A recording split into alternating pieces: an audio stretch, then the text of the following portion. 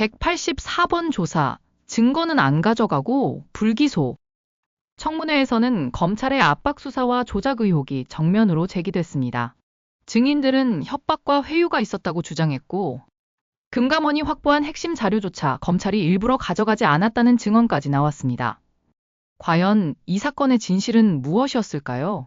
네, 증인 구치소에서 지휘인과 접견할 당시에는 검찰에서 조사받을 때와 달리 좀 편안한 마음으로 대화를 나눌 수 있었을 것 같은데요, 그렇죠? 예, 아무래도 그러시죠.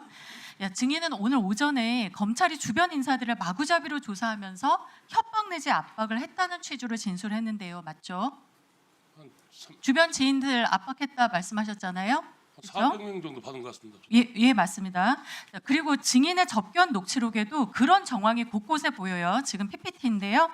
끝날만 하면 뭘 또 내놓으라 하고 뭘 또 내놓으라는 거냐. 구속영장 친다고 난리였어. 다들 나가라고 와서 협조해줬더니 그걸 또 이용해서 더 많은 것을 내놓으라고 그러니까 널 또 불러서 협박할 수 있으니까 그것도 각오하고 있어라. 걔네들이 정직하지 못한다 이러면서 아마도 이제 검찰에 대해서 욕설도 하는 것 같아요. 자, 증인 2023년부터 2024년 증인의 출정 횟수거든요. 여기 맨 첫 칸 보세요. 184회나 불렀어요. 이렇게 검찰이 이 많은 횟수를 불러서 반복 조사하면서 증인의 주변 인사들에서 구속영장 치겠다 이렇게 협박하고 회유했을 때 마음이 아주 좋지 않으셨을 것 같거든요. 아까 그 지점에 대해서 억울함 호소하신 거 맞죠? 네, 맞습니다. 예, 자 장관님, 법무부 장관님, 한명숙 전 총리 모해위증 교사 사건 이후에 이렇게 마구잡이로 출정시키지 않겠다고 수용자 출석 요구 및 조사 지침 만들었거든요. 그런데 1년도 안 되어서 이런 일이 또 벌어지고 있어요. 지침 위반하면서 수사한 검사들 감찰 지시하고 징계 조치 확실하게 해주십시오. 네, 뭐 이 사건 요것뿐만 아니라 뭐 전반적으로 다시 점검을 좀 해야 예, 됩니다. 점검 꼭 해주시고요. 자 다음으로 우리 구자현 직무대행님.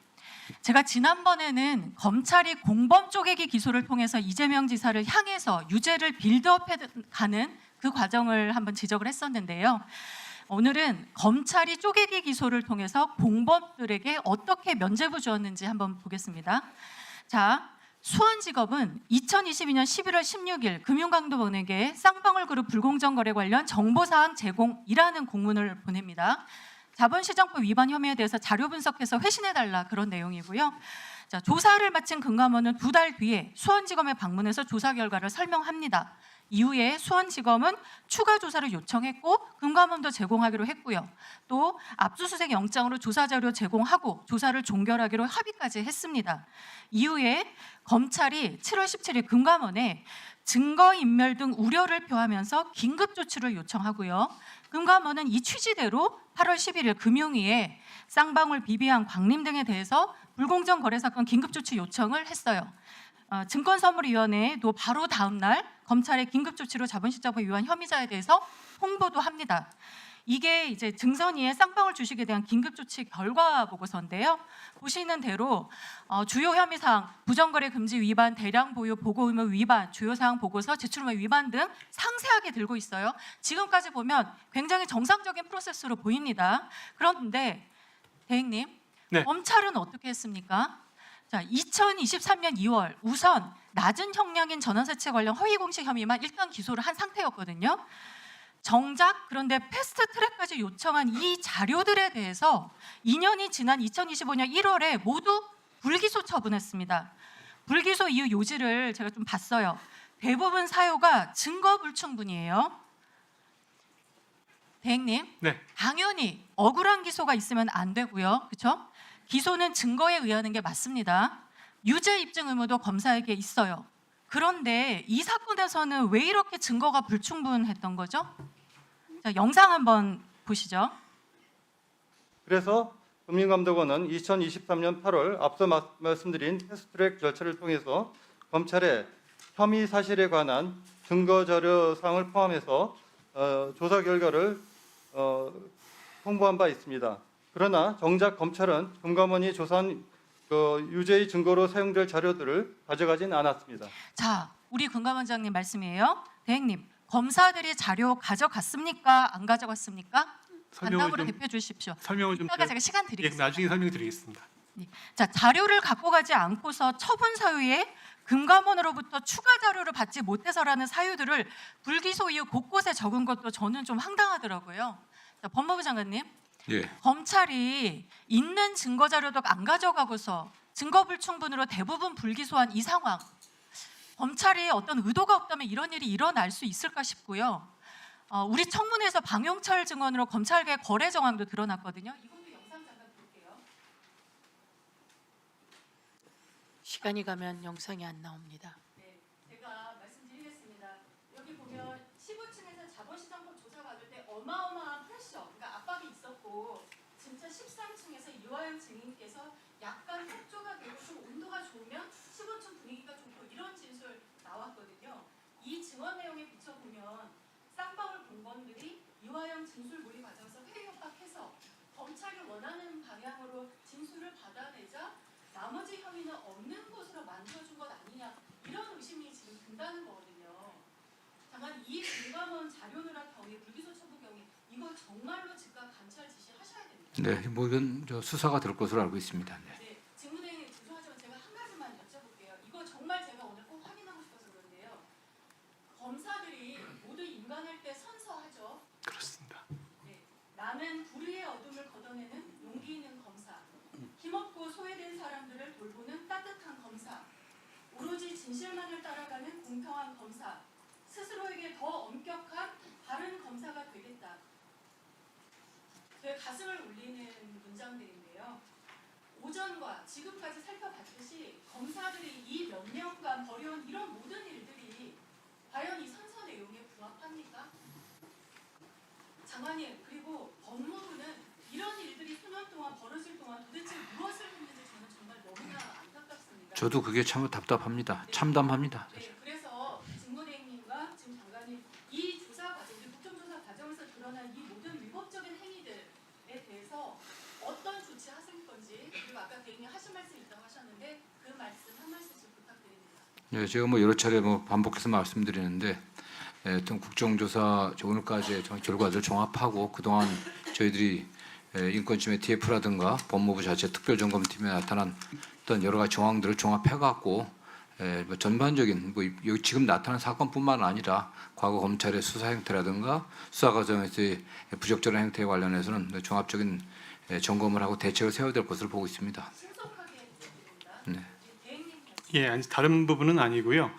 의원님께서 지적하신 부분에 관해서 저희들도 이제 내부적으로 그때 당시 어떤 과정이 있었는지 보고를 받았고, 보고 내용이 뭐 그 금감원장님 말씀하신 거는 일부 다른 부분이 있지만 어쨌거나 그건 법정에서 밝혀져야 될 부분이라서 저희가 관련 재판에서 최근에 그 금감원 자료에 대한 문서 송부 촉탁을 저희가 신청을 했습니다. 아마 그 자료들이 법원에 도착을 하면 그 과정을 통해서 사실관계들이 규명이 될 것으로 생각합니다. 네, 예. 그러면 철저하게 진상 규명 부탁드립니다. 이상입니다. 네, 수고하셨습니다.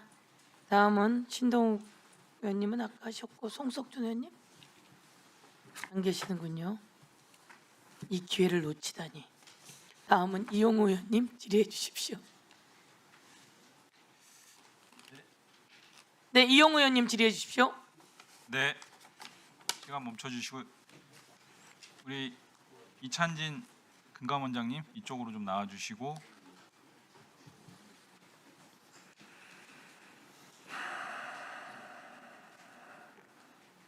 화면 좀 띄워주세요.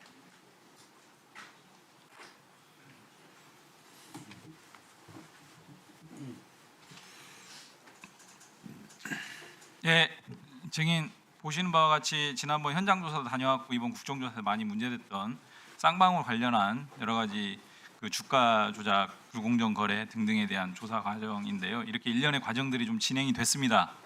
이 과정이 굉장히 기괴하다 제가 이렇게 표현을 했었는데요. 한번 다음 화면 보시겠습니다. 이게 지금 계속 얘기되고 있는 검찰에서 고의적으로 자료를 가지고 가지 않은 쌍방울 불공정거래 이 관련 그 유죄 말하자면 증거다 이렇게 이제 보여지는데 증인께서 그런 취지로 이번 국정조사에서 계속 일관되게 증언하셨습니다. 맞죠? 네. 이런 부분들을 검찰이 일부러 안 가져갑니다. 다음 화면 보시겠습니다. 그런데 실제 이 사건과 관련해서 애초에 시작은 검찰에서 이런 것들에 대한 조사 요청을 해서 이제 금감원이 조사를 했고 조사한 결과 저렇게 방대한 증거 자료를 바탕으로 해서 유죄의 혐의를 거의 확증을 했어요. 금감원 입장에서는. 그리고 심지어 그 금액이 100억대가 넘는 굉장히 큰 이례적인 금액이라고까지 말씀 주셨는데 조사한 결과를 보시는 바와 같이 왼쪽 자료를 보시면 수원지검하고 협의를 합니다. 23년 1월 30일 날 협의를 하는데 그 아래 보시면 협의 결과 향후 계획에 압수수색 영장을 통해 조사 자료를 제공하고 우리 금감원은 이를 근거로 조사 종결하는 방안에 대해 수원지검과 금감원이 상호 합의했다라는 겁니다. 맞죠? 예. 그런데 어찌된 영문인지 오른쪽 보시면 23년 3월 24일자 또다시 이 진행 상황 보고와 관련된 자료 보면 추가 조사 결과를 수원지검에 제공하고 당초 합의한 대로 압수수색 영장을 통한 조사 자료 제공 후 조사 종결할 예정이다. 2달이 지났는데도 계속 이 상황이에요. 다시 돌아가면 타임라인 보시면은요. 예. 그래서 22년 11월 17일자 수원지검에서 이제 조사 요청을 받고 조사해서 1월 30일 날 종결하고 조사 결과를 다 보고를 하고 이 자료를 가져가는 합의까지 됐어요. 압수수색 통해서. 그런데 한 석 달 이상 계속 진행이 안 되고 3월 27일부터 6월 30일까지 또 이게 진행이 안 되고 그러다 보니까 결국 8월 달에 패스트트랙으로 통보를 합니다. 그런데 한 2년 묵혔다가 검찰은 이거를 불기소 처분으로 결론을 내요. 근데 어떤 이유로 불기소 처분을 또 하느냐? 쭉쭉 넘어가 주세요. 이게 이번 현장 조사에서 확인된 내용인데 금융감독원은 현재까지 위 통보 내용 외에 다른 자료를 전혀 제출하지 않고 있다라는 것을 불기소 처분 하나의 근거로 듭니다. 그러니까 정리하면 검찰에서 조사 요청해서 금감원은 성실하게 조사했고 유죄 확증까지 들 정도로 방대한 분량의 증거 자료를 취합을 했는데 압수수색 통해서 가져가기로 양 기관이 합의까지 했는데도 결국 안 가져가고 한 2년 이상 묵혀뒀다가 금감원이 자료를 안 주네요. 이런 근거를 가지고 또 불기소 처분까지 해요. 제가 그래서 이게 굉장히 기괴하다는 겁니다. 총장 대행 다 확인하셨죠? 예, 최근에 보고 받은 게 있습니다. 철저하게 살펴보셔야 됩니다. 예, 그렇게 하겠습니다. 그리고 말씀드린 것처럼 재판에 문서송 부촉탁을 해서 금감원 자료를 네. 받아볼 예정입니다. 예, 그 문서서 무촉탁으로 가져가기가 쉽지가 않고요. 이게 금융거래 정보가 있어서 저희가 문송으로는 보통은 보내질 못하고 있는 상태입니다. 그래서 압수수색해서 가져가시는 게 제일 가장 확실한 방법입니다. 자, 3년, 4년 전에 했어야 될 일들을 지금 다시 하라는 겁니다. 총장 대행 들으셨죠? 자, 예, 알겠습니다. 일단 그것까지 확인하고요. 시간 멈춰주시고 증인 들어가시면 됩니다. 김성구, 김성종 두 증인 나와주세요. 이쪽으로 나오시면 됩니다. 두 분 다.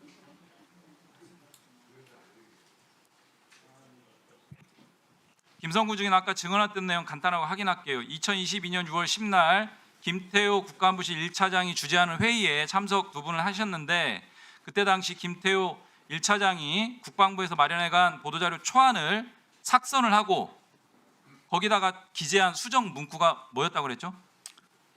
제 기억으로는 청와대 안보실 그 부분하고 좀 띄어서 그다음에 지침을 하달받아 요거를 직접 수정해서 썼습니다. 네, 그런 내용을 김태호 1차장이 직접 기재를 했다는 거죠? 네, 삭선하고 자, 그다음에 그 이후에 윤석열 대통령실 국가안보실에서 몇 차례 또 연락이 왔다는 거죠? 맞습니다. 연락 와서 한 얘기가 뭡니까? 기억은 안 나는데 저희 보도자료 초안을 이제 수정한 것을 가지고 계속해서 문구 수정을 계속해서 요구했습니다. 안보실에서 네, 수정 내용은요? 지금 정확하게 기억은 나지 않습니다. 수정 문구가. 김성종 증인 이 날 같이 참석을 했어요, 두 분이. 그죠? 네, 맞습니다.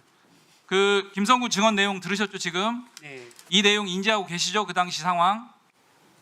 정확하게는 4년 전 일이라 기억이 나진 않는데 저희들 것보다는 좀 더 길게 이야기했던 건 사실인 것 같습니다. 그래서 삭선하고 수정 직접 하고 이런 것들 다 확인하시죠? 그렇게까지 내용을 바꿨는지 결론을 바꿨는 그 정도는 기억을 못 하는데 어느 정도 이야기는 있었던 것 같습니다. 내용에 대한 수정을 김태호 1차장이 했던 것은 기억나는데 세부적인 내용은 모르겠다 이겁니까? 세부적인 내용들은 모르고 그냥 좀 이야기가 있었던 것 같다 그 정도. 해경은 입이 정리된 상태로 온 것 같다라는 인상을 하는데 해경 입장에서는 사전에 이미 대통령실하고 내용적인 부분에 대해서는 협의를 다 마친 상태로 이날 참석한 거죠? 협의한 적은 없고 그냥 저희들 의견이 확정된 상태로 참석을 했었습니다. 네. 들어가세요. 예, 수고하셨습니다. 박성준 간사님 질의해 주십시오. 김성태 증인 좀 앞으로 좀 나와주시겠습니까?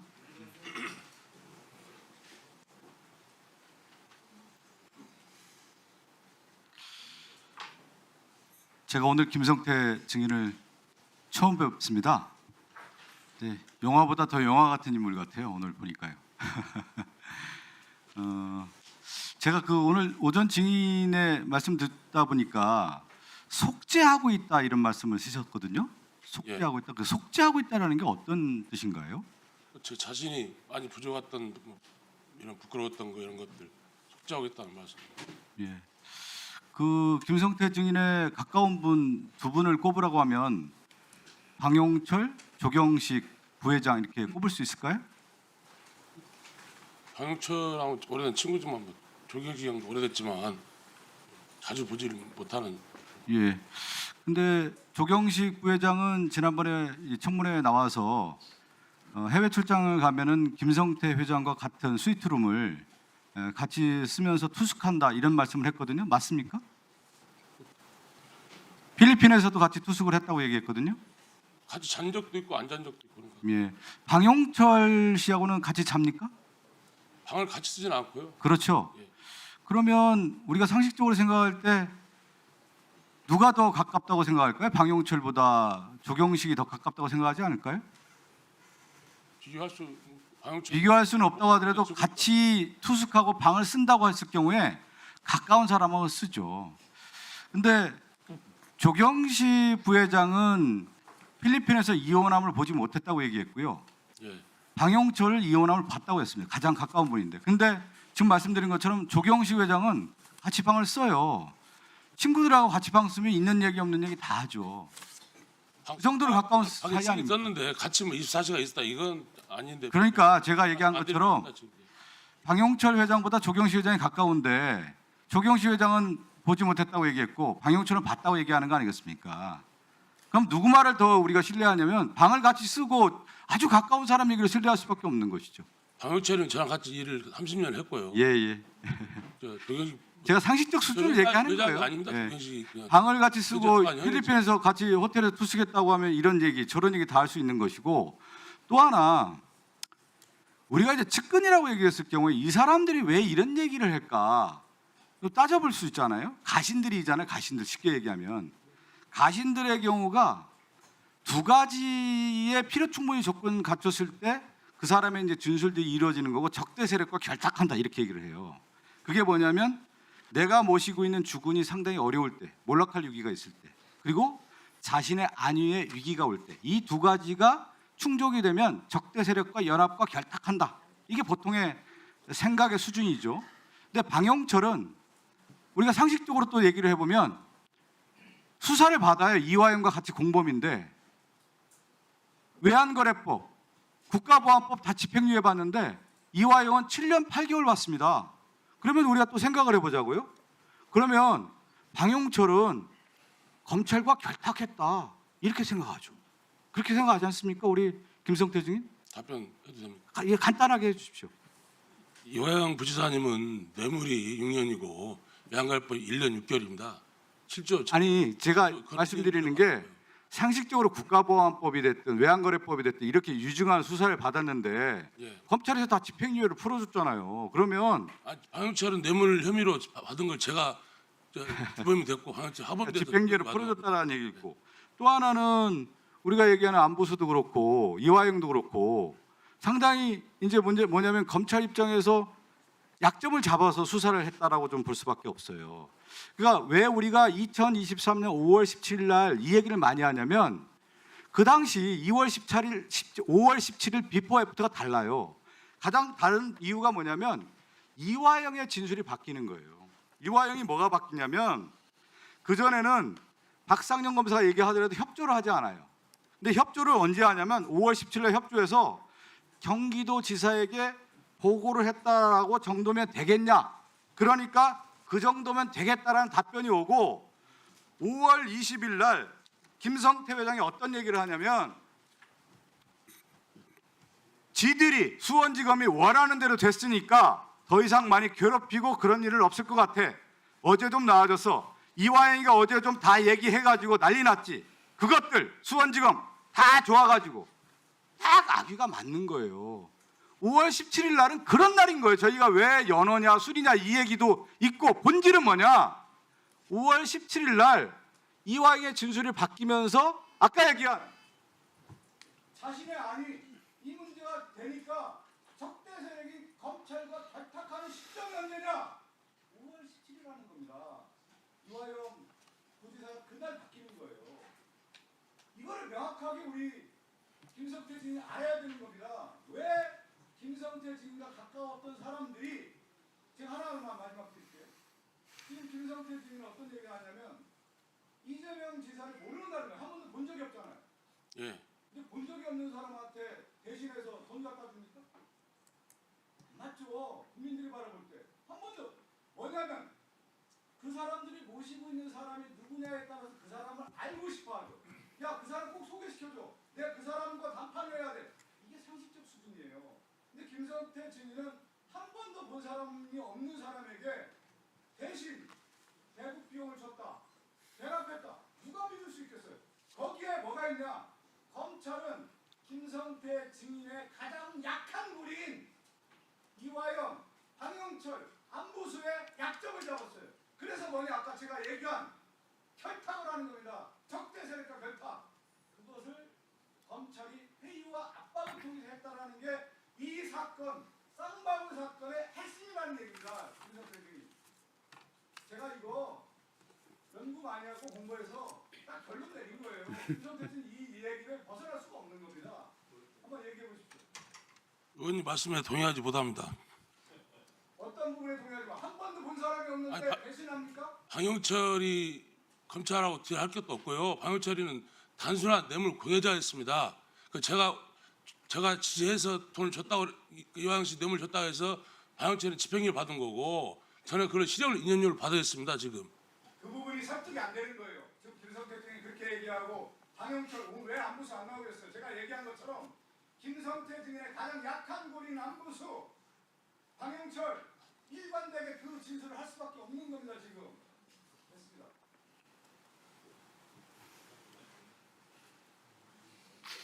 수고하셨습니다.